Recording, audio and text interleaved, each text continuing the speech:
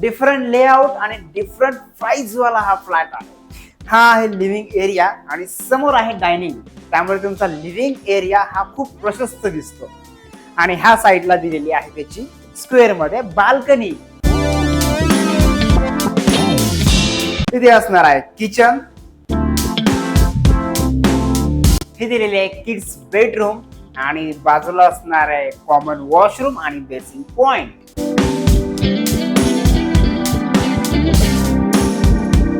ही आहे master bedroom आणि वेगळा आहे ह्याचं वॉशरूम.